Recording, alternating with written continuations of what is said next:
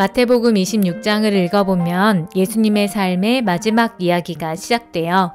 예수님을 미워하던 대제사장과 종교 지도자들은 모여서 계획을 꾸미고 있었죠. 예수님을 언제 죽일지, 어떻게 죽일지 말이에요. 그런데 이 시간에 예수님께서는 제자들에게 말씀하셨다고 해요.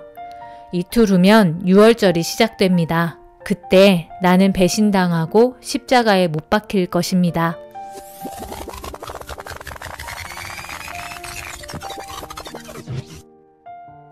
예수님은 자신이 유대인들에 의해 곧 죽을 것임을 알고 계셨던 거예요. 그리고 제자들에게 배신당할 것도 알고 계셨죠. 겨우 은전 30개에 예수님을 팔아버린 가룟 유다에게, 최고의 제자라며 자신했던 베드로에게, 예수님과 함께 영광의 자리에 앉고 싶다고 말했던 야고보와 요한에게, 다른 모든 제자들에게 말이에요. 삶의 마지막을 앞두고 예수님이 참 외로우셨을 것 같은데요. 성경은 그런 예수님에게 힘이 되어 주었던 한 사람에 대해 이야기해줘요. 이름을 알 수 없는 한 여인에 관한 이야기죠.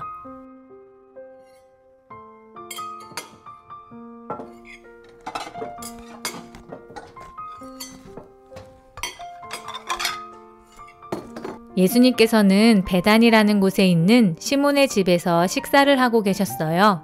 그런데 한 여인이 예수님의 곁에 와서 예수님의 머리에 값이 아주 비싼 향유를 붓는 게 아니겠어요? 향유는 향기로운 기름이라는 뜻인데요. 향유는 조금만 뿌려도 냄새가 가득해요. 그런데 이 여인은 향유 한 병을 다 부었다고 하니 시몬의 집에 있는 모든 사람이 냄새를 맡고 여인을 쳐다볼 수밖에 없었죠. 제자들은 여인에게 다가와서 말했어요. 아니, 비싼 향유를 왜 허비하는 것이오? 그것을 팔면 가난한 사람을 도울 수 있을 텐데 말이오. 하지만 예수님께서는 말씀하시죠. 이 여인을 괴롭히지 마세요. 가난한 사람은 항상 여러분과 함께 있겠지만 나는 아닙니다. 이 여인은 나의 마지막 순간을 위해서 향유를 부은 것입니다. 그리고 그 순간 여인이 예수님께 향유를 부을 때 말이에요. 예수님의 제자였던 가룟 유다는 대제사장에게 찾아가서 이렇게 말했다고 해요. 예수님을 당신들에게 넘겨줄 테니 나에게 얼마를 주겠소? 대제사장들은 예수님을 죽일 계획을 세우고 한 명의 제자는 예수님을 팔아넘기고 다른 제자들은 예수님의 말씀을 이해하지 못하고 있을 때 한 여인은 오랫동안 모았을지도 모르는 귀한 향유를 예수님께 드렸어요. 예수님을 생각했던 소중한 마음은 결국 예수님의 장례를 준비하게 되었어요.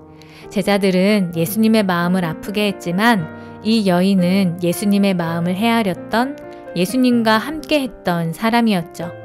예수님은 여인의 마음과 향유를 소중하게 생각하셨고 복음이 전해지는 모든 곳에 이 이야기가 전해질 것이라고 말씀하셨어요.